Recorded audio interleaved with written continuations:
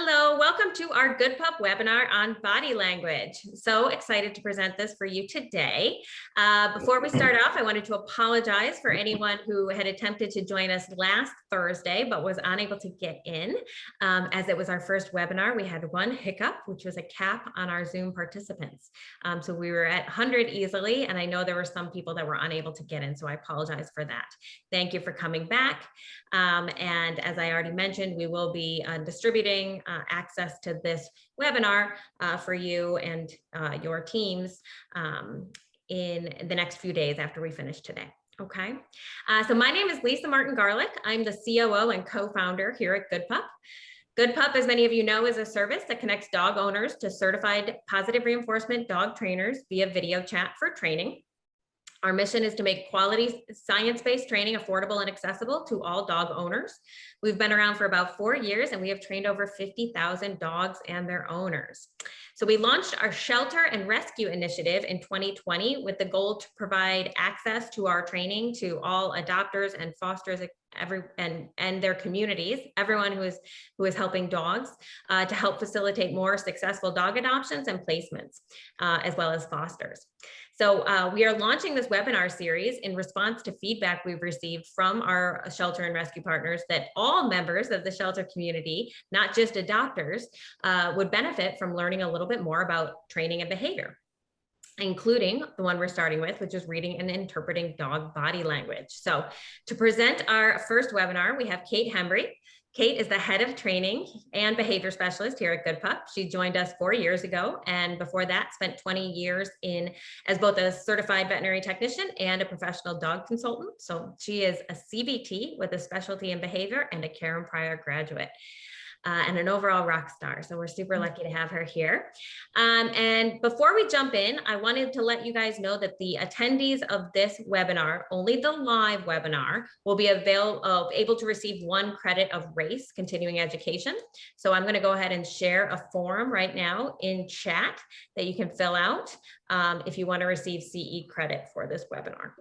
So please copy and paste that and fill it out. And as I already mentioned, that if we are going to have some interaction and questions, and please use the chat room or the Q&A feature of the Zoom webinar to work with Kate and I. I'll be monitoring both throughout the presentation. I'm going to turn my camera off to give Kate the full stage, but I will be here monitoring chat and passing on any information about question and answers. So welcome, and the floor is yours, Kate. Thank you. Thanks for that nice introduction. So welcome, everybody. Very excited to have you guys all here today. Very quickly, I just want to ask too, if you have questions about the information, please try to withhold those until the end, but feel free to put them into chat. Lisa's going to do her best to keep track of those, and we will have a question and answer after the webinar is over as well for anyone who can remain around for a few minutes. So let's go ahead and get started talking about our dog body language, how to read and communicate with our dogs. So for today's webinar, we're going to be moving through the following agenda. We're going to first talk about why it's really important and critical to be able to read dog body language. Then we're going to look at identifying various signals that we can see in our dogs with their body components. And then lastly, we're going to try to take all those signals and put them together a little bit to help us identify the emotional mindset of our dogs. So let's go ahead and get started talking about why it's crucial for all of us to, in the dog arena, to really understand our dogs. Why should we be able to interpret what they're saying? Well, if we can interpret why they feel the way they do, what their emotional mindset is, right? Then we can better communicate with them. We can help them with what they're feeling or thinking. We can also influence how we would like them to respond. So that gets into our learning, which is the other important part of our dog body language, right? If I know how a dog is feeling and thinking, and I can communicate effectively with them, I am therefore more set up to help them, teach them what I would like them to do in this situation, or what I would like to have them avoid doing in this situation, right? And it also allows me to know where is my dog at in that learning mindset? Are they even in a mindset that they're capable of learning right now? Or do I need to take a break, remove them from the situation, start differently, right? And that, of course, all of it helps us with problem prevention, right? And that's really where it's crucial, is trying to prevent some of these unwanted behaviors, right, that we will see in dogs when they are stressed or when they're over aroused and when they're experiencing certain emotions. And I think really for our rescue environment, that's huge, right? Because if we can get to know our adoptees, then we can actually give that information to our adopters. And already with them walking out the door, we're helping them better understand their dog, right? How to work with them, how to address certain scenarios with them. And that way we're starting with that bond of trust between that owner and that dog from the get-go. And hopefully, ultimately ensuring, right, a more permanent home with them. So these are the 4 reasons why I think it's very important to understand body language, right? So we can interpret our dogs correctly, allows us to communicate with them, ultimately helping them learn the way we would like them to and preventing those problems. Now, as we move forward, before we get into our body components, I just want to go over a couple of things as far as when we're looking at body language. So I want you guys to keep in mind that when we're looking at body language, it has so much of an ebb and flow, right? It's fluid. The signals of body language will change as a dog is communicating in that certain situation, right? It'll change according to how they need to tell you what they're thinking or feeling, or another dog or another animal. So just like us, depending on the communication style of a person we might be speaking with, what we're going to say in return to someone talking to us is often influenced by what that person tells us.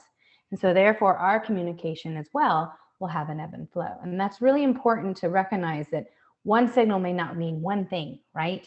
It can change, it can modify, and you can have multiple signals together, which is the other thing to keep in mind is that signals that we're going to look at, they have multiple meanings, right? You can see them in a variety of scenarios, and individual dogs are going to use signals differently. And that's why as we kind of move through this, we will start to incorporate all our signals to look at the dog as a whole. So we want to look at everything together so that we can properly decode where our dogs are at. Okay, so let's go ahead and dive into our body components and talk about those first. So you guys can see this nice slide we put together here. This is a list of all the body components we're going to be looking at. Head, face, eyes, ears, coat, tail, posture, movement, and of course, our muzzle and our mouth, right? So let's start with our head and our face. And you guys can see in these pictures several examples of common signals that dogs give us. Now, there's a gazillion signals dogs give, and we could spend really days talking about body language. So I'm sure there are signals that I do not have in this webinar. Keep that in mind because there's just so many out there. So what I've tried to do is take some of the more commonly seen ones along with some of the ones that I think people miss, but that dogs use a lot, so we can start to recognize those. So just like us, they can be very expressive as far as what they're thinking via their face. Unlike us, some of those signals can be a little different than what ours are. So if you look at the yawn in the first picture, when we see people yawning, most of the time, 90% of the time, they're bored, they're tired, right? Or maybe they're trying to pop their ears. But for dogs, 90% of the time when they're yawning, they are stressed. Okay, it is actually a signal that they're upset about something. Now, it can also be seen as boredom and tired, but generally it's a sign that that dog is trying to calm down from a stress, or maybe even they're trying to appease a stress, a trigger that's bothering them. Okay, and we're going to talk more about appeasement and calming signals as we dive in further. A lip lick, which you guys see in the second picture, is a very, very common signal that I think many of us miss. A lip lick is literally just tongue out and in, and it can be slow or it can be fast. This is what we consider a distance increasing signal, and that dog is actually asking whatever is stressing them out to back up, to get some space from them, okay? We will often see this when dogs are aroused, and it can very commonly serve as a precursor to the manifestation of potentially an aggressive behavior, Okay, so very important to keep in mind. Our third picture shows an averted gaze. This is just a dog looking away. And this can be very mild. It doesn't have to be as significant as it is in the picture. It could just literally be the slight turn of the head, okay? And that's that dog not wanting to engage because something is stressing them out, bothering them. And it is also a distance increasing signal. And then great picture on the right of our furrowed brow, right? Boxers are big, big face dogs, right? They can do that very well. Furrowed brow, that can be stress. It could be high arousal. It comes a lot with aggression. It can also just be interest as well. And some dogs just naturally have a more scrunched up brow than others. So very common things we want to look at on our head and face when we talk about body components. Now, another body component we want to look at are the eyes. And in our eyes, who doesn't like to look in their dog's eyes? We get dogs so we can swoon over them and look in their eyes, right? But their eyes are a really great way to help us understand what those dogs are thinking about. And just like we would expect or hope, right? When a dog is calm or comfortable, we tend to see soft eyes. So our first picture at the top, right? We have soft eyes. It's not a direct look. Our brow, you could argue it's furrowed, but it's also more just kind of loose and the eyes are open, okay? For dogs that are relaxed and calm, oftentimes you'll see them squint their eyes, like in the picture below as well. So another signal about where they're at and how they're feeling.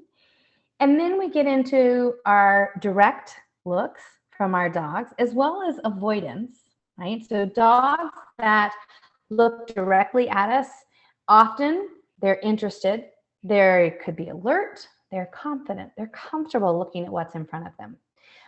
But keep in mind, on my direct stares, dogs that are confident and comfortable can also look away and look back. We'll talk about that in just a second.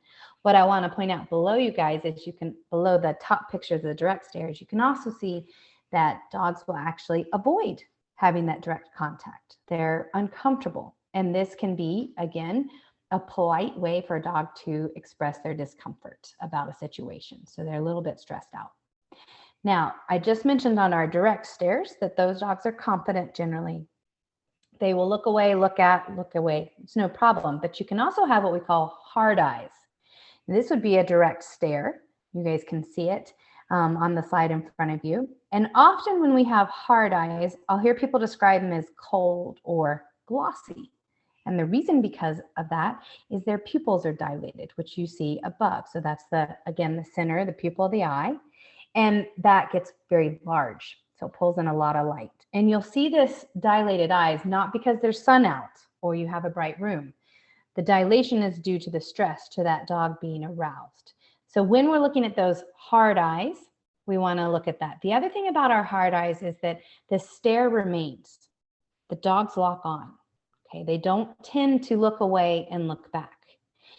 And again, you can almost, with dogs that will have those hard eyes with that direct stare and those dilated pupils, you can almost watch them as they're looking at various stresses, and you can see them becoming more and more stressed or aroused the longer they stare at that trigger.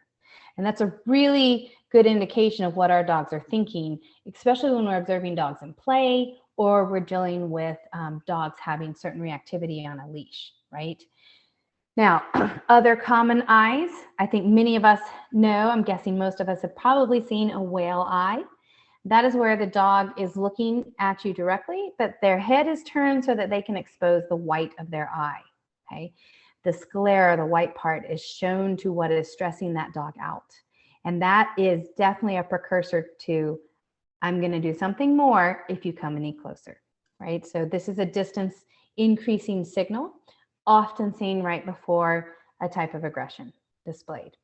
And you see below that, we have a direct, hard stare with a very aroused dog, right? And those pupils are most likely dilated there. Not necessarily a bad thing, but something we want to keep in mind of when we're, again, looking at our dogs. And we're going to talk about that more and why we want to keep that in mind as we get into our emotions down below. So for now, we're going to stick with our body components, right? The idea behind our body components is so you guys can just identify and see some of the various ways dogs use those components to communicate. One thing I couldn't get on our eye slide here is that dogs also, how they blink can actually also be a very good way for them to communicate.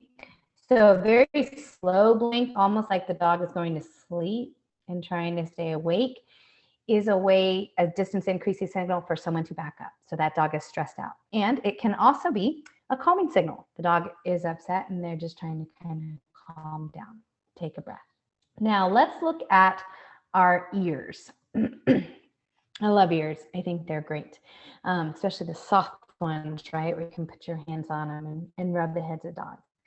Ears are a huge way for dogs to communicate. How they carry those ears is really significant of their state of mind. And you can have neutral ears, attentive, alert.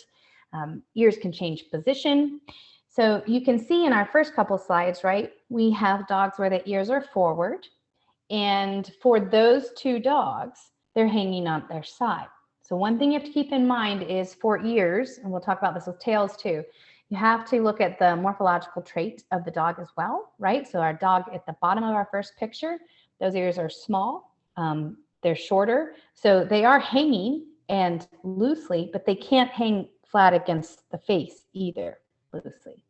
Now the dog above that with the forward facing ears that are hanging and softly turned out, again, we're looking at the ears. So the picture was to show you guys the ear carriage. But if you looked at other things going on that dog's face, we might not think that dog was happy, right? Second picture, we have our stiffly facing forward ears. So they stand really tall. These dogs are alert. They're interested. Not a bad sign, just one to recognize. As our dogs have a chance to or start to become stressed in situations or maybe aroused about a situation, you'll also often see the ears and not even the actual pinning, the hanging part, but the carriage at the top of the ears will actually move back. So in both of those dogs, you can see that the carriage up here is hanging backwards by the side. It's arched a little stiffer, but then the pinning itself, the soft part of the ear, is hanging gently against their head, okay? And then you can also see the more aroused my dogs become, I will have more tightly pinned ears. And in that scenario, the ears are not only pinned back up here at the top, but the soft part is now activated and pinned back and pointing down towards the ground. Again, you have to look at the morphological characteristics of every dog, but you can see here kind of the progression of a dog with calm, relaxed ears to more alert ears to kind of upset or stressed ears to really upset or stressed ears, okay? And one of the things I did mention about ears as well is that you can have ear movement as a signal. You can have one ear forward and one ear back. You can have ears forward and they go back and they come back forward. And that means what we think it means, that the dog is trying to figure out, what do they need to feel? Do they need to be upset or do they not need to be upset? Trying to figure out the situation. All things we want to know. Now, looking at our muzzle and our mouth, and I think the first picture in this slide, it is one of my favorite pictures, right? I think many of us are probably familiar with the submissive grins that dogs offer, and that's exactly what this is, right? A way for a dog to communicate. But there are a lot of people who will look at a submissive grin and interpret that differently, right? As a dog as a form of aggression. But submissive grins are not a gesture of aggression, right? The dog is literally smiling. Now you can see this when a dog is happy. You can see it when a dog is also unsure. It can be a sign of conflict, and it can also be an appeasement, like, oh, I'm not really sure who you are, you just stay over there, okay? But I love this picture here because while most submissive grins just get those front teeth, this one has a really nice one with that lip raised up. Okay. And what we don't get with a submissive grin is I won't get that menacing growl. I won't get pinned ears. I won't get other signals. So it can be very clear to me that this dog is wanting to engage or maybe potentially a little bit unsure. But I'll also look at that body too, which we're going to talk about in a minute, to help me assess the whole situation. Now, if you look at an aggressive dog in the second picture, right, one of the things I want you guys to note, specifically when I have a dog that is in an aggressive frame of mind. Their mouth has a C curvature at the back. And that can even be if my mouth is closed and my teeth are baring. The lips back here will be in a C. Whereas often our happy and calm dogs, my lips are in a V. So if you look at the third picture over, I have more of a V formation. And that can be a very subtle signal that will help us assess what a dog is thinking with their muzzle or their mouth. Additionally, not having an open mouth or it's showing teeth and just a closed mouth can be very indicative of where my dog is at. Closed mouthed dogs are generally stressed or certainly alert and aroused about what is happening around them. So we're going to want to look at the whole dog, but we should take note of a closed mouth. And like our eyes and ears, there's signals that I can't capture in picture, such as chuffing. That is where our dogs kind of blow air through their lips, and it can be very, very mild. And we'll also have dogs that sigh, right? And sighing can be a signal from the mouth. It can be a signal of conflict. I'm not sure about this. They can be trying to calm themselves down, or they could actually be tired. My Chesapeake Bay Retriever used to do this all the time when it's almost like it was her way of expressing her frustration at me, which was probably a calming signal for her. If I asked her to do something short of getting off of the couch, she'd walk away and she'd sit down with her back turned to me, which we're about to talk about, look at me over her shoulder and go, so lots of signals we can look at with body components. Okay, our next body component that we want to explore is the tail. How many of us with tails have heard the old adage, well, their tail was wagging, so my dog is happy. I don't know why my dog behaved like that. Their tail was wagging the whole time, right? Unfortunately, the wagging tail does not necessarily mean we have a happy dog. What we want to look at when we are assessing tails is the fluidity of the tail. How is it waving? Is it stiff, tight, hardly waving at all? Is it just a little part of it waving? Or is the whole thing fluidly moving? Okay. We also want to look at the location of the tail in relation to the level of the back. So tails level with the back. If this was, let me try that again. If this was my back, this is my tail, this is a happy, relaxed dog. Fluid, level tail with the back. If my tail starts to come down the back, we start to get a little bit aroused or worried, closer to the legs, and eventually tucked under the legs, we end up with a state of mind of fear, okay? And tails that go up and over our back are highly aroused dogs. And the other part we want to look at is how fast or how slow is the tail wagging? So the speed with which the tail is wagging. Very good indicator of where that dog is at mentally. So first picture, golden retriever. We've got a tail level with the back, looks loose in that picture. I would imagine that entire hind end is wiggling when that dog wags, right? Second picture, great display of arousal in a dog. So this is when my tail is up over the back. The stiffer it is, the tighter it is, the less fluid and tight speed it is.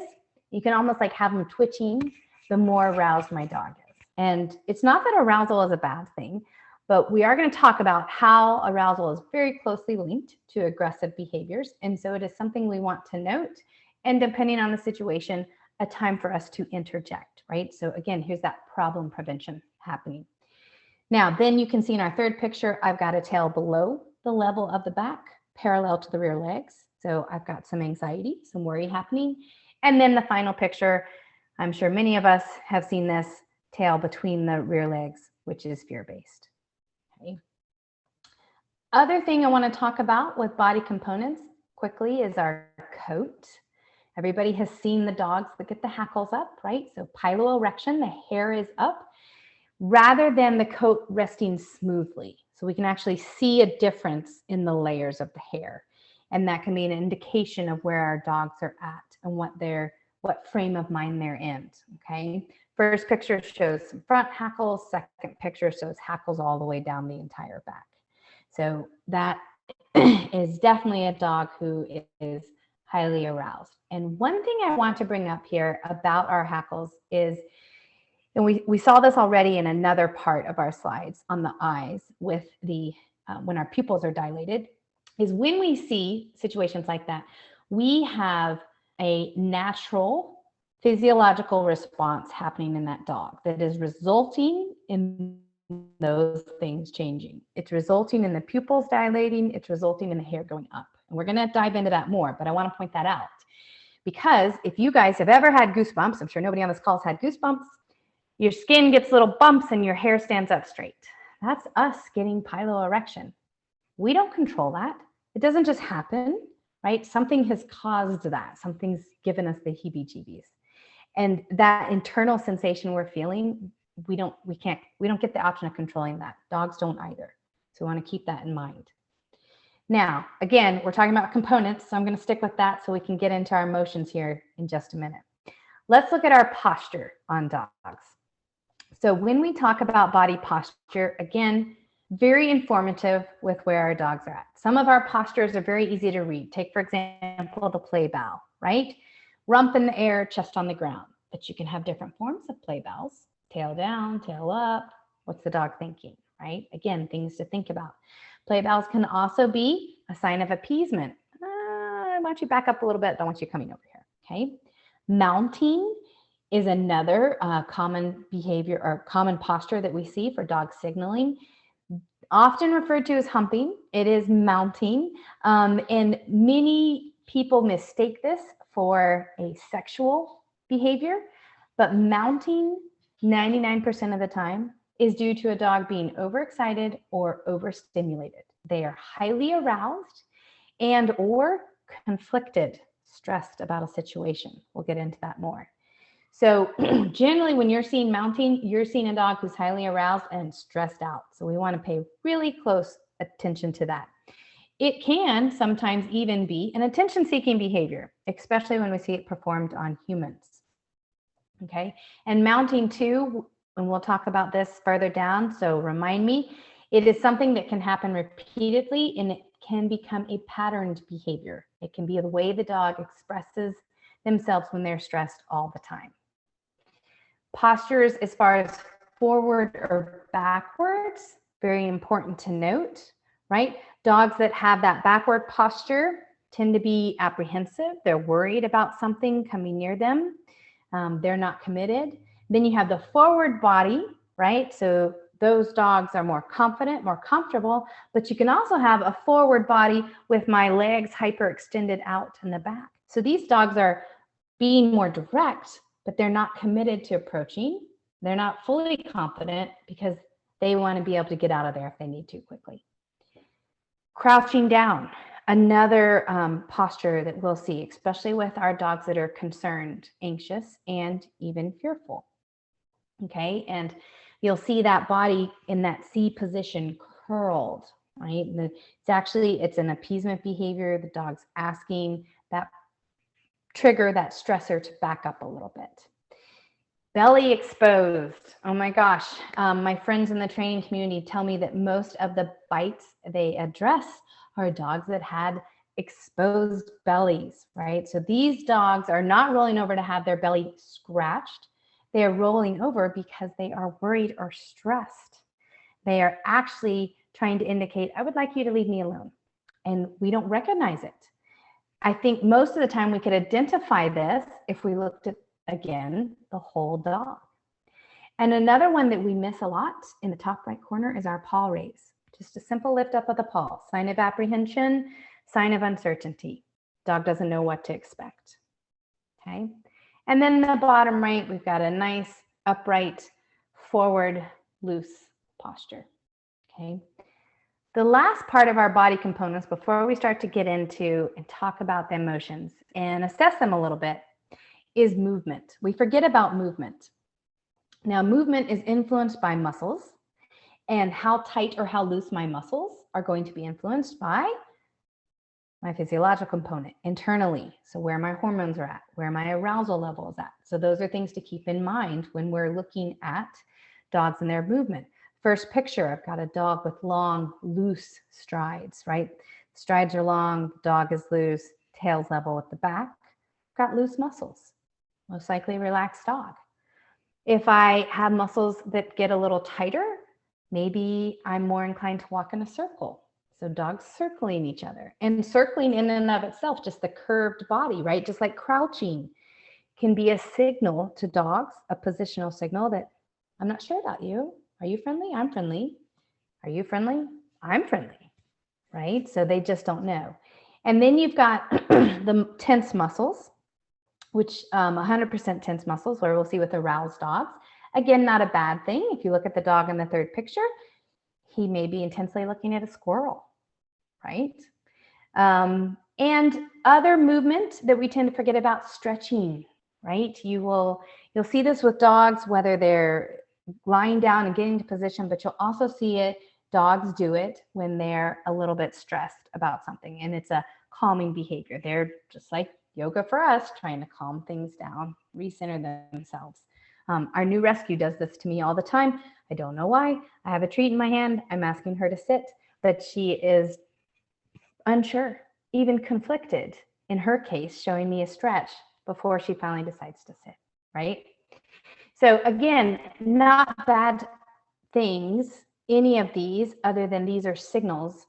These are various components of the dog we want to be able to look at to try to assess, yes, their emotional state of mind, which is what we're going to dive into next.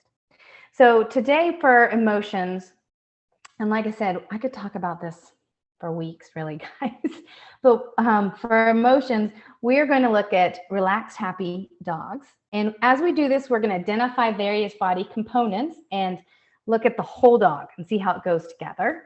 We're going to look at stressed dogs, and then we're going to look at anxiety-driven behaviors as well as fear-based behaviors. So those other two fun emotions. But let's start with the fun emotion first, the best one first, which is our happy and relaxed dogs, right? So for our happy and relaxed dogs, we're going to look at some pictures of the whole dog. And then we're also going to talk about two types of signals that come out of their body components that are specific to happy and relaxed dogs. One is consent signals and one is play signals, okay? All right, so for our happy and relaxed dogs, let's take a look at a couple of pictures here, right? Happy dogs are just that. They're enjoying life to the fullest. They've got soft brows. They've got open mouths in that V format. Generally, their heads are high. Their ears are in a normal position morphologically for that breed of dog or mixed breed. They tend to face forward directly. You've got the loose tails swooshing at the back with their entire body, right? So first picture, direct facing, soft eyes, no furrowed brow, ears are in normal position, nice V open mouth, right? Can't see the whole body, but the dog is laying down, can be a very compromised position. So that would suggest to me this dog is confident, comfortable. When you have dogs that are happy, right, and relaxed with what is happening, they're comfortable with what's happening around them in their environment, they will generally directly approach us. So that's also another signal we want to look at. And other signs we'll see with relaxed dogs or happy dogs is that I mentioned laying down, but you'll see them actually laying in left or right recumbency. And you can even see truly relaxed dogs, right, in dorsal recumbency with their legs out behind them. And you've got the frog legs. So in the second picture, you've got a frog-legged dog with that happy, soft face, my tongue slightly exposed, mouth in my V, right? Hard to tell where the ears are at because of the hair, but this dog looks very comfortable and relaxed. And then we've got a third picture. So now I've got a dog in the ventral recumbency. I'm sorry, messing up my recumbencies, I think. But on their back here, right in the dorsal recumbency, where you have the open mouth. What else do we see in this picture? So I'm going to ask you guys briefly. We talked about a bunch of body components. If you guys can chat in what else you see in here besides our tongue exposed and open mouth that might be indicative to you if you were trying to read this dog, if this dog is happy, if this dog is relaxed. And I think I can see those, Lisa. So let's see if we get anybody to respond. We have lots of quiets. Oh, I did get one. Thank you, Rob. Relaxed. Yes, ears look relaxed. Yep. I would agree with you. Anybody notice anything else specifically about the posture aside from the dog being on their back?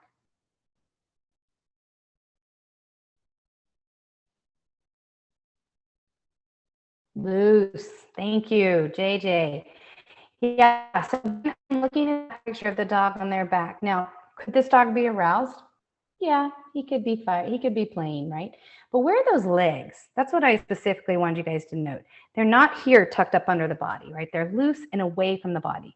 This dog is comfortable enough to expose his chest and his belly, right? So this to me, with a dog showing their belly, they're happy and they're relaxed, right? I would want to see what the dog is doing and what the entire scenario is before I reach down to pet him. But that to me looks like a happy, relaxed dog.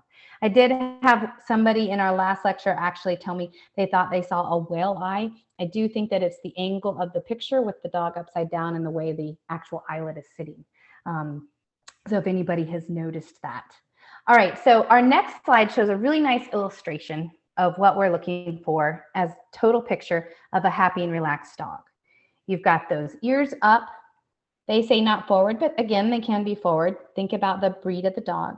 Head is high, mouth is open, in that V, tongue exposed, loose stance, standing all four legs. And then you've got, now in this picture, they have the tail down and relaxed. So if it was me and I could go back and talk to the artist, I would actually ask for this tail to be a couple inches away from the back of the dog. So you can have very happy dogs, right? Again, tails, morphologically, you've got dogs that don't have those loose tails or long tails, right? What about the chow chow? Everybody knows our chow chows have lots of other ways to communicate. You know, they've got those nice curly tails over their back. But if I'm looking for that loose tail, I generally want some space, essentially, between the legs and the tail that indicate my dog is happy versus parallel. So that's the difference when you guys are looking at those tails down, okay? Now, as far as specific signals for our relaxed and happy dogs, the first one we want to talk about is our consent signals. And they are just that. They are displays that the dog is giving permission for me or the person, other person, or the other dog or the cat to engage with them, okay? And even the happiest dog may not want that human interaction.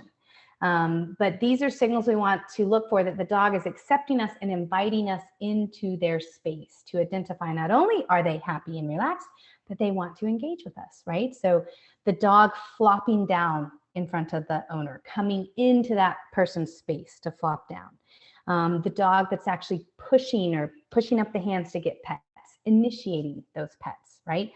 Approaching you directly, moving towards you. You might even get a play bow offered. You have those soft faces and that loose body in our other picture. And the biggest thing to note for dogs that are consenting and want to connect with you is that if the engagement stops, they solicit more, right? So a lot of this is the movement of the dogs that we're looking for that say to us, not only am I a happy, relaxed dog, but I also would like to engage with you. I meet a lot of dogs on calls and even private some, where what I notice due to this wonderful pandemic we're all living, right, is that you see these happy, relaxed dogs in their homes. They're completely content, right? But because they didn't get out and they didn't get socialized, I don't see consent signals to engage with other people when they go out. They may not have stress signals. They may not be overly aroused or overly excited. I may not have anything like that, but I won't get the consent signals. I just get the happy, relaxed dog who doesn't want to approach, who walks away politely. It's been really interesting for me to note that, especially when I'm working with someone, virtually. You can actually see the owner engaging with a person, and you can watch the dog on the call do it. So very interesting to note. Okay, other signal we see a lot with our happy and relaxed dogs are our play signals, okay? And that's just what they are, play signals, right? The dog indicates he has a desire to engage, and he indicates that. And these signals are peaceful interactions with peaceful intentions, right? But each dog will signal differently with this. But what you want to see generally with play is a series or a repetition of behaviors that promote that continued engagement, like play bows and pawing, sometimes barking, the sniff quickly and the bounce away, the circling, walking in a non-threatening curve, far out actually. A little bit of mouthing or chasing can be seen. And you can even have those dogs that play rough, right? That get to know each other, and they've got full on biting and growling and stalking and slamming into each other. But the biggest part we want to see anytime we are assessing dogs prior to introducing them, or even with us, really with play, is that we want to see an appropriate give and take. It means that one dog gives signals and the other dog responds, right? So if you look at the top picture, I have one dog ready to roll. That dog saying, are you ready to rumble? We've got our ears back. We're probably a little roused. I've got an open mouth, loose tongue, lowered body, and a paw, right? He is getting in that dog's space. And the other dog you guys see, open mouth, loose tongue, ears slightly back, tails up. It looks like in the back, a little bit aroused, and he's actually moving away. So he's kind of saying, you might need to take it down a notch before we play, right? And again, think about our body language, right? It's fluid. This is a moment in time that we caught. Who knows what happened 2 seconds after this and how it changed or how it progressed. Maybe this is the normal play style for these dogs. That's why you really want to look at that give and take. Second picture down, you guys can see the dogs walking in a circle, right? Just like as we did above, you have the curving body language. You can look at where their tails are. You have 2 different locations of tails on these dogs. One looks level with the back, the other one looks higher up, right? So maybe that dog's a little bit more aroused, but the one level with the back, his ears look a little back. Not bad. We're just watching, right? Where are they at? These dogs are figuring each other out. We want to continue to follow these signals as they figure each other out, because when we run into the problem is when the signals are not auto-regulated. One dog doesn't recognize the other dog's signals. In order for play to happen, you have to have both dogs willing to engage and disengage, because that's what maintains my appropriate play level, my arousal level with play. So when I don't have that and one dog becomes more intense and another dog is giving signals to say, back off, that's too much, I'd like to calm down, but this one doesn't pay attention, that's when I run into problems. And that's time, if we can read our dogs, we can intervene, right? We can say, all right, let's do a break, or let's come over here and go do this, right? A simple interruption to help the dog who's becoming more aroused regulate and to recognize what the other dog is telling them, right? So again, you're looking at the whole dog, just like you guys see to the right for play. So tail up, you may have a broad wave, you may even have a tail down, right? Dogs might hold that moment briefly. Ears are generally up, generally forward. They can be back or sideways. Pupils almost always dilated because there's always a little bit of arousal going on with play. Mouths open, tongues hanging out. And generally you're gonna have that front lowered body if you have that play bow. So things to look for to indicate you have a happy dog engaging in appropriate play. And that the dog knows how to play appropriately. Really big one for our adopters, of course, taking dogs out. Okay, let's dive into our stress emotion with our dogs. Now, stress, it's just that, it's stress, right? There is tension due to something demanding happening around them. And it can be hard to identify on certain dogs because of how they look, maybe because of how they've learned to communicate, right?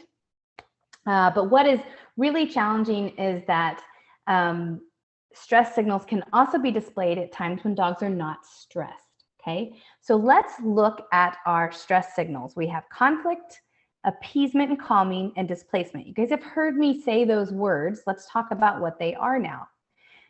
So on our conflict signals, that's exactly what these are. These dogs are giving signals that they're in a situation generally where they're frustrated because they find what they want or what they don't want in a contradiction.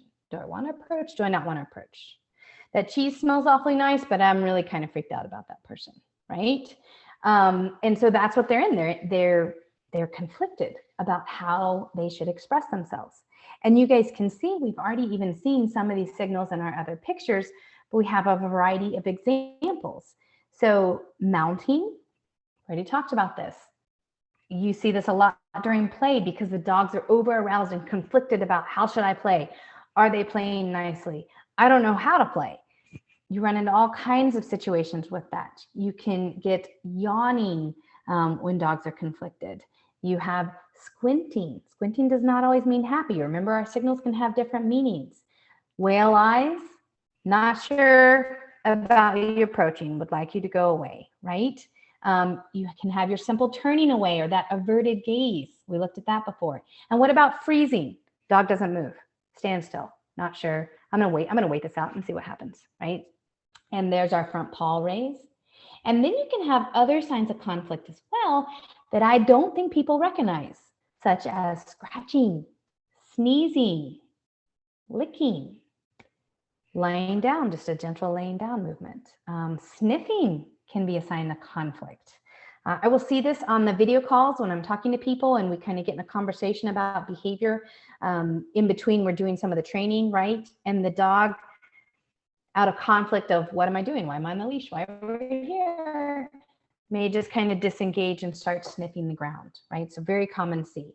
Raised hackles can be conflict. And the shake off. Anybody know what a shake off is? I'm going to ask you guys to put that in the chat real fast when I refer to a shake off. See who all knows what it is. Oh, I can't. Elizabeth, thank you for putting that in there, but I cannot read what that says. The computer messed it up, not what you wrote. It's relieving stress. Ah, thank you, Lisa. It is a stress relief, yes. What exactly is the body language? Yeah, can everybody hear me okay still? I live in the wonderful hills of the Appalachian Mountains and it's a great spot, but sometimes I lose internet. So yes, somebody wrote in ears flapping, body shaking. Yes, like drying off water. That is exactly what a shake off is, right? And it can be a stress relief. Done with that.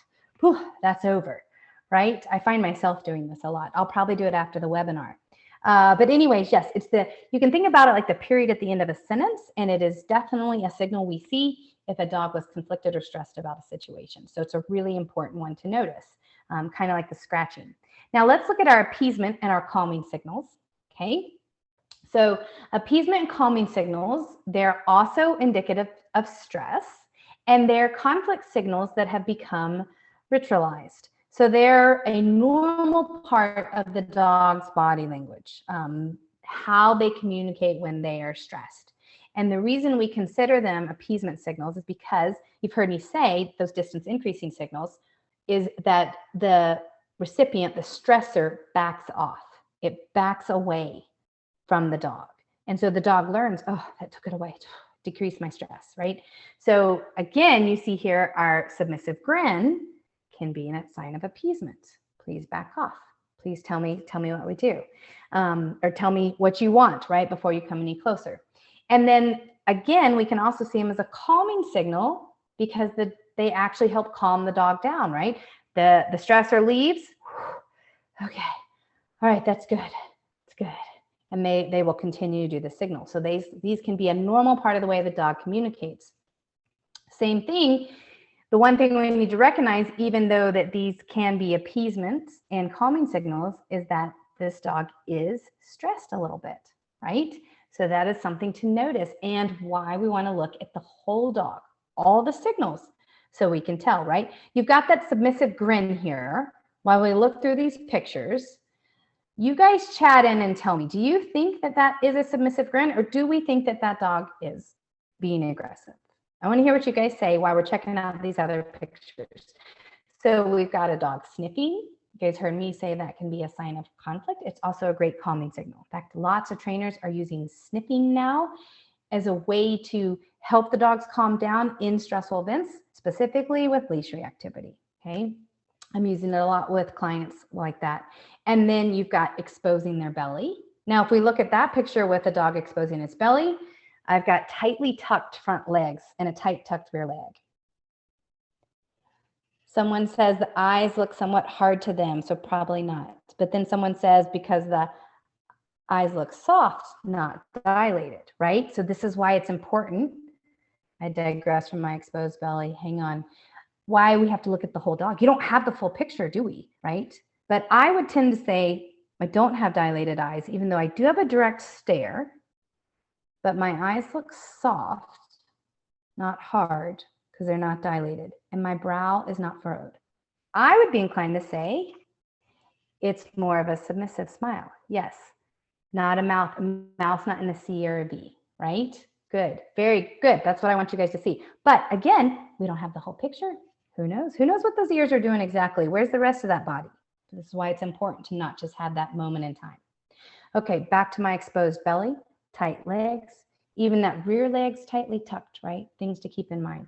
And then you've got cowering dogs, dogs with averted gazes, and there's my back turn. I can't tell you how many times my Chesapeake did that to me, right? So again, appeasement signals get results for the dogs. Whatever the stressor is stops doing what's stressing them, and or it serves as a calming signal because it calms a dog down, like the sniffing, right? And the reason the calming signals are also important is because you can have dogs that are slowly yawning and you can slowly yawn. You have a way to work with them, to communicate with them, to help them calm down. You can do slow eye blinks, which is also one of the ways dogs might calm down. You can do a deep sigh. We talked about that being a potential calming signal. We can also do licks and tell the dog to back up, right? And we can stretch and we can arch. So we can actually do some of these body language signals to also help calm our dogs down. And I think that's really important, especially in stressful environments where some of our rescue dogs may find themselves. Now, the last stress signal I want to talk about, and have to move fast because I'm told I'm running behind, is our displacement signals. So these are another way our dogs show us that they're stressed, okay? And these are normal behaviors that they're displayed out of context. Now, you can have conflict signals that are displayed out of context. Scratching is, sneezing is, right? When it's a displacement signal, though, in this situation, the dog is actually using that signal as a way to suppress their urge to do or not do something that might be more normal for them. Okay, so you'll see the sneeze happening repeatedly. You might see the tail spinning, constantly going, right? Constantly chewing. Those are my phantom chewers, or dogs sniffing. And these are the behaviors that when we start to have these behaviors shown out of context where it's helping the dog inhibit other things they would like to do, that's when we kind of dive into that obsessive compulsive behavior realm, and we start to run into issues like the chasing shadows, or the fly snapping, constant tail chasing, the sucking dogs. Those are the things we want to be really cautious about, right? So again, when we look at these are all just, and you have to look at the whole dog, and you have to look at the context that it's in. But we also want to be able to interject to help stop the stress so that we can prevent a problem from happening. So let's dive into those problems a little bit, and let's start with our anxiety emotion and some of the behaviors we see about this. Great picture, right? I'm sure many of us are running into these separation anxiety dogs these days, given the pandemic, right? But what I want you guys to notice here, for dogs just like us, right? Anxiety is about that uncertainty, that uneasiness, the worry. We don't know what's going to happen, okay? And that causes stress. And then if that signal for our stress that we're stressed isn't helpful, it's going to intensify. We become more aroused. The dog becomes more aroused because we now have stress hormones coming out, and those are physiological. And those hormones stack as my stress stacks up. And eventually I end up into this physiological frame of mind of freeze or fight or flight. And that is where I get my aggression. So let's talk about that real fast. We have our anxiety with stress. That's where it's going to start, right? The dog is unsure of what's happening, and they're going to display stress signals that say they are stressed about something that's causing anxiety, right? They're unsure about it, right? So we get our eyes wide with our ears back. We get our lip licks. We get our curved C-shaped bodies, right? These are all signals that we're stressed. And then if we're not paying attention to those signals, it's going to intensify. And here come my hormones moving me into a more aroused state of anxiety, right? So this is where I get penis crowning. I see this a lot with play, intense play with dogs. Hiding, drooling, because I'm going to have, now that I've got my hormones being released, the stress hormones coming out because I'm more aroused, I've intensified my signaling, right? I'm going to have more physiological signals that are being displayed, signals due to the level of the stress hormones. So if you look at this great picture that was put together by that behavior team, it actually shows you guys a variety of physiological signals that you will see for anxiety as my dogs are kind of amping up with that anxiety. Shedding. How many of us have seen these shedding dogs, right? They walk into an exam room or they come into a space where we are and the hair's just going everywhere. This is where my urination and defecation happens. The sweaty feet across the floor, physiologic. And what about the one we all forget to pay attention to? Not eating. We're going to talk about that more in just a minute. You've got a whole bunch in here and ones we've already talked about, those tense muscles, the hypersalivation or drooling, and a big one on the bottom right, red sclera. We've talked about the whale eye with the white sclera. This is red sclera. So it almost looks like the eyes are irritated. The dog has been in a windstorm. And these are all indicative signals that my dogs are highly aroused in this anxious state of mind. And this is when I need to interject, because the next place I run into on our next slide is where we start talking about the aggressive behavior that we see basically because the level of anxiety is so severe for this dog. And that's what we want to get in front of. That's what we want to prevent. That's why we want to be able to identify all these stress signals from all these various body components. So we never get here, right? This is really important. Aggressive behavior as a result of anxiety can be presented directly, so right at the stressor that's bothering them, or it can be presented indirectly.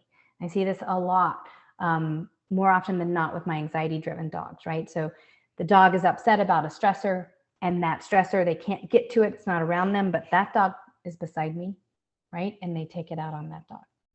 Really important one that we could prevent from happening.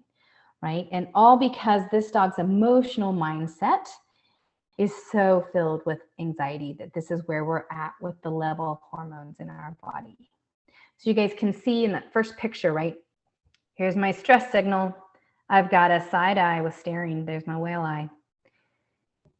Dog becomes more aroused. People didn't take the hint. They didn't listen to me to back off. So I'm going to pin my ears back, curling my lips, showing my front teeth, furrowed brow. Dare say we probably have dilated pupils there too, right? So now I've got some stress hormones coming out. I'm getting really upset and anxious about you approaching. And then we end up with an aggressive display of behavior because my stress is so elevated over the anxiety, the uneasiness of what you are going to do as you come near me and my thing. So that dog is standing stiff over an item. You've got a furrowed brow. You've got a nice display of teeth. Those ears are pinned out to the side. Now notice that because morphologically, I don't think that dog can probably pin them to the back. Maybe he can, but he may not be able to. So that's where we have to take that into consideration. You can even see the lowered front body, right? Lowered body in the front, and then hackles all the way down the back, right? So a nice way to look at how anxiety can build and then progress. And the problem is that we run into, and what we need to think about is that when I get to this aggression, it is a response. The behaviors, the aggressive behaviors that I'm seeing are a response to the levels of my stress hormones. It's physiologic. My dog's in fight or flight, but generally fight when we have the aggressive behavior, right? They're not controlling it. It's a normal response for safety for these dogs to deal with this stress. And so if I don't want this behavior to continue, the first thing I have to do is address the anxiety. And that's where our learning comes in, right? So if I can identify my dogs and I can see them before they get there, I can help them learn a better way to address the stress, and I can prevent this behavior. And the worst part is that the anxiety that the behavior is from is happening because of that stress, right? Well, eventually, I don't need the anxiety. The behavior will just become connected to the stressor. And that's where we really have that problem. Okay, quickly, because I know we're at our hour and I apologize, let's talk about fear, right? So fear, another emotion we see in our dogs. Same thing with our anxiety. It's going to start with our stress signals, and then it's going to move in to arousal and aggression. Now, with fear, right, these dogs emotionally feel threatened. They're worried about something hurting them, okay? And fearful dogs will generally respond to a situation using their entire body with a variety of signals to express that, okay? So let's talk about the stress we start to see initially. And I won't stay here for long because we want to get to the next ones, right? So minor stress signals, tail parallel to rear legs. Huh. Well, don't we see that with anxiety dogs too? Yep, we sure do. But that's a signal. It's a signal we want to pay attention to. Can't see the front of that dog, can't see what's happening around that dog. What about the closed mouth dog? I dare say that dog is not enjoying the hand over their head, right? Leaning away. Very nice signal that I'm a little worried about you, okay? But the other thing that I started to say earlier is we want to pay attention to some of the non-signals that indicate stress. When I say non-signals, these are not necessarily body component signals, but things that are signals the dog is stressed, like not eating treats, right? That is a signal, but it's not a body component signal. Avoiding people. Not a consent signal, right? Casually walking the other direction. Freezing. They offer nothing at all. They're just frozen, right? That dog feels threatened. So we want to pay attention to all these signals. And again, if we go to our next slide with our illustration, look at the entire dog, right? So we have lots of things we need to look at. Tail, where's it at? How's it wagging? What's the speed? What's the location? What's the body doing? Lowered, high. Ears back? Where's our forehead? What's our eye contact like? Well, we have lip licks. We have closed mouths. We have a paw raise. And I've got sweaty footprints. All stress signals, and starting to move into, if we go to our next illustration, that aroused frame of mind, which means I've got stress hormones coming out. So now I still have my lowered body, my tail is tucked. There's hardly any movement. I've got raised hackles. My ears are pinned even more back. My pupils are dilated. My nose is wrinkling. Lips are slightly curled, probably with a C in the back, right? Corner of that mouth. So now as I'm moving into my more intensified signals, because whatever is scaring me to death will not go away. So I'm going to help them out. My stress hormones are coming out, right? And I'm starting to see a variety of other signals. And this is where we want to interject, right? This is what we want to get in front of, because arousal is so closely related to aggression. And there's other things, right? Like our movement, height seeking, we're going to talk about in just a second, barking, lunging, mounting again, fast, sharp movements, panting, pacing, spinning, play bows. So many things can be observed here. So let's look at a couple of these pictures real fast on our aroused dogs. First picture, there's my mounting. Yes, we can see it with highly aroused, fearful dogs, right? And we can see our stiff tails in that bottom left picture. Those ears look pinned back, but that tail is pretty stiff over that Labrador's back, right? He is on high alert and arousal. Doesn't look like it's wagging at all. It looks like it's straight up in the air, stiff, no movement. So that's tense muscles, right? What about the dog lunging there? You guys tell me real fast as we're coming to an end. What do you guys see on this lunging dog in the middle top picture? Aside from what we just looked at with our stiff tail, what other body components can we recognize that are indicative to this dog in a highly aroused state of mind? Stiff body, ears back, tail up. Yes. Others. C curve in the smile. Perfect. Good. Very nice. Open mouth with teeth, pinned ears. Yes, pinned ears, right? And where do we have our forward or backward on our position, our weight distribution? Anybody see that? Yes, forward weight distribution, right? So that dog is highly aroused and on the verge of going into an aggressive behavior, right? And that's what we're wanting to prevent. We really want to prevent it before it even gets here by recognizing the stress signals. That would be ideal. And then you heard me mention height seeking. This is a big one. You guys are probably all familiar with leash reactivity, and leash reactivity is a huge, it's something we commonly see at Good Pup. We deal with it regularly on the calls. Again, I think this is one of the side effects of our pandemic, right? But height seeking, many people will say, my dog jumps all over me there. They're so excited when we go out. Well, height seeking is not, it's different than attention seeking jumping. It's jumping out of context, the dogs that don't normally jump, or jumping when my dog is overly stimulated, overly excited, highly aroused. And we see it when we have a stress hormone, right? So that is something that we want to make note of. We want to really clearly identify when a dog is jumping. What kind of jumping is it? Do I have a nervous, anxious dog here? Do I have a fearful dog here? We have an overly aroused dog here, okay? And then of course, mouthy dogs. Who wants a big 80-pound German Shepherd's mouth on them in that top right corner? And we have those high on alert ears, right? So all different signs here of where my dog's at in their frame of arousal, and ideally preventing, if you guys see in our next slide, the illustration of when we're going to be seeing our aggressive behaviors, right? So again, looking at the whole dog here. Ears forward, raised hackles. My tail is so stiff, the bristles are up. We have wrinkles for the brow, nose wrinkles, lips curled. Sure, we have dilated pupils, C-shaped corner of the mouth, stiff, tense body. So we have a physiologic response happening here with an aggressive dog. And again, keep in mind, right? Aggression behavior can be displayed for a variety of reasons. And it's a normal way for a dog to respond as a result of guarding their territory, defending themselves against a threat, or even a response to pain. It's a normal instinct.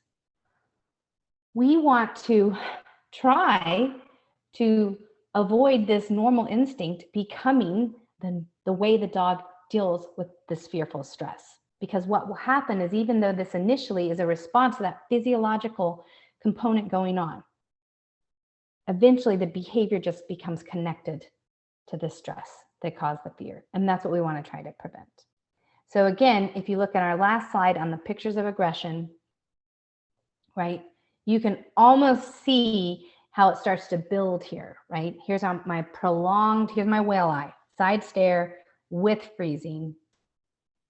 Got a next picture, lip raised, that nice nose scrunch. Who gets a picture like that? It's an amazing picture with probably growling in the back, right?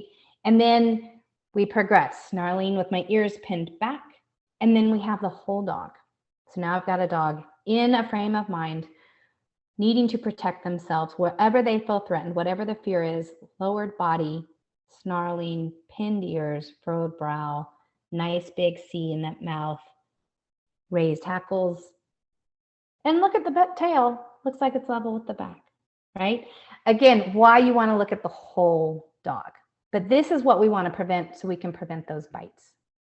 So if we can identify these things, if we can interpret our signals from the get-go, we can learn how to communicate with our dogs. We can help them learn better ways to deal with the stressors.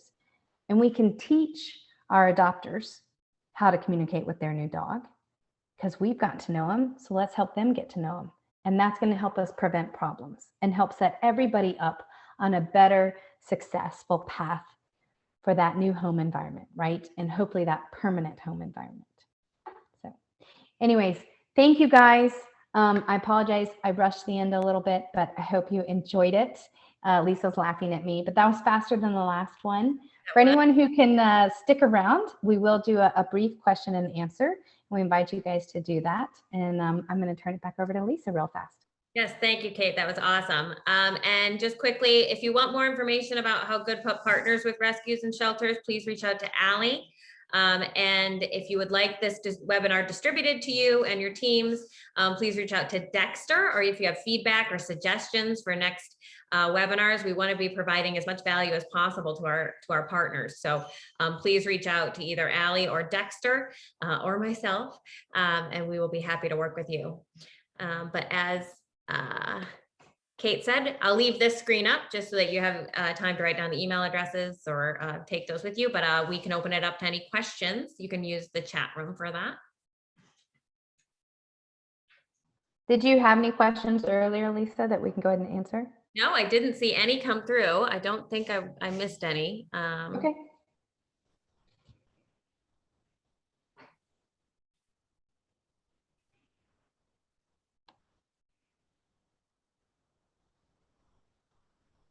What is Good Pup? I can answer that. So Good Pup is a service that connects dog owners with certified positive reinforcement dog trainers via video chat. We do that through our goodpup.com website, as well as our Good Pup app, which is available in the Apple and Android stores. And our clients are able to have one-on-one sessions with one of our positive reinforcement dog trainers, trained by Kate. And they review cues, behavior, medical and nutrition. It's a really comprehensive program that they work through in Good Pup 101, and then more advanced training options as well with our Good Pup 201 program. So please check us out in the App Store or online, and reach out to Allie if you are interested in working with us with shelter or rescue, or in any capacity. We love working with many people in this space. And then there's a question there for you. Somebody sent another one through, but I couldn't read it completely. Do you have any tips for reading body language in the context of facilitating dog play groups? Well, all the body components and signals still apply, but I will tell you based on personal experience that when I'm doing play groups, when I have done them in the past, I always start with 2 dogs, right? And then if I have 2 that have figured out how to engage and disengage and are playing nicely, I will tend to separate 1 to get to know that 3rd dog. And then if they figure it out, then I take the other dog who wasn't a part of that and bring that one in to meet that 3rd dog while I remove that first one, right? So my point is I do the best I can to have it one-on-one with dogs initially, and then slowly add more and more to the group, kind of this back and forth or ebb and flow, as I would say with body language. And then you're looking for those same stress signals as far, and really is there give and take? This dog is doing this. Is this dog coming back to play, or are they trying to get out of the scenario? I hope that answered your question. Looks like it did. Okay. I have been taking a shelter dog out on hikes recently who lays down flat on her stomach anytime another dog comes in sight and won't move until the dog gets close enough for her to get up and sniff. It's hard for me to tell if this is a curiosity or anxiety. Yeah, I see this a lot. I don't know what kind of breed of dog it is, but I see this a lot with the working border collies, healer mixes, and it is a go-to stress signal. Again, I don't know that I would identify, shepherd. I don't know that I would identify it as an aroused, and maybe it's not, maybe we can't identify it as anxiety or fear, but I think there is a stress component. So what I would say is I would work when, one, maybe she needs to see the dog coming at her. For many dogs, they need to take in the whole scenario. So I would let her watch the other dog, and I would be working to identify the other dog's body language. Does the other dog look friendly, relaxed, happy? If not, I'm not sure I would let her meet her, because that's the situation where my stress could quickly escalate, because she's probably a little bit conflicted. So she stops and takes it in to try to sit there and watch it. If the dog looks happy and looks nice, and I would confirm with the owner, then maybe we could say hello, and I would keep my greetings very, very short. 1-2 seconds. Okay, let's go down the path, right? Again, trying to prevent any escalation and ensure that what she is upset about, what is conflicting her, is always a positive, right? So I don't end up down that other path. very common stress signal, I think. Sure. These are great. Any other questions?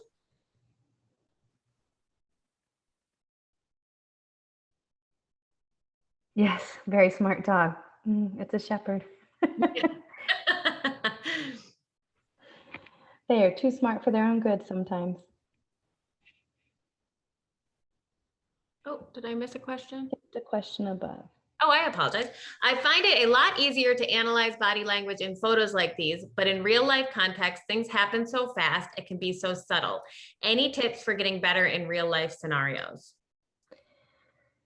The more you read it, the more practice you get, the better, the faster you get at it, I'll say.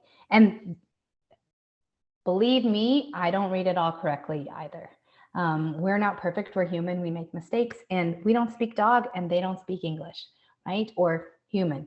So all I can say is practice, practice, practice. One thing that I have found very helpful for myself is I record my training sessions. At Good Pup, it's great, right? They're all recorded, so I can go back and watch the dog and I can watch their interactions with the owner. But if you guys do training groups or sessions there of any kind, it doesn't have to be long, set up a short 5-minute recording and then go back and watch the dogs. That is the biggest way I have found reviewing what I missed to help me catch it next time.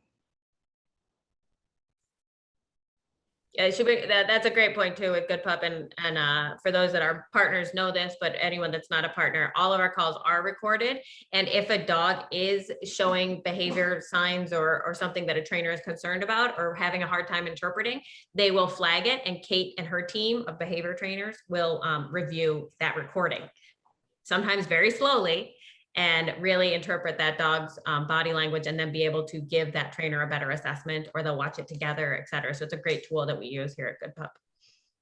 Yeah, and just to be clear too, for those of you guys out there involved with more challenging dogs, I don't ever ask or put the dogs in situations that I know cause problems. I would never do that so that I can go back and watch the dog.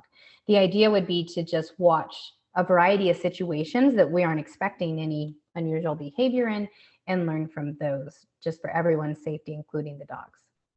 That's a good clarification. Yes. Don't force it so you can get it on video. That's a dangerous game. The only thing we tend to ever ask for video from the owner in their home is the dogs that are left at home, right? So being able to see a dog visually when the owner is not there and the owner can't see him either is very indicative, right, of their stress and their level of arousal, especially for dealing with distress, separation distress or anxiety, and how to treat it.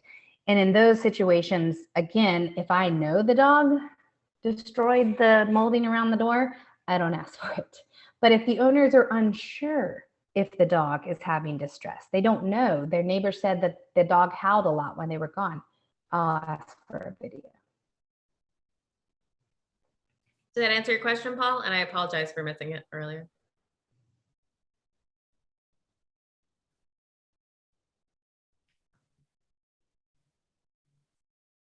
All right. All right, great questions. Thank you, everybody. Yep, Paula got it. Great. Thank you. All right, cool. So we'll hang up and stay tuned for an email about how to access the recording of this. We loved having it, and we will have another one soon. So stay tuned for that as well. Thank you. Yeah, the follow-ups and interpretation, we will be looking at videos together, Paul. Yes, that's a teaser. We'll be doing a second body language webinar where we'll be doing videos and conversations. So stay tuned for that and invite your teams and friends to participate in that, because that interaction is going to be key for helping each other. Paul, to your point, really get better at identifying these behaviors. So come back for that. Thanks, everybody. Bye. Thank you.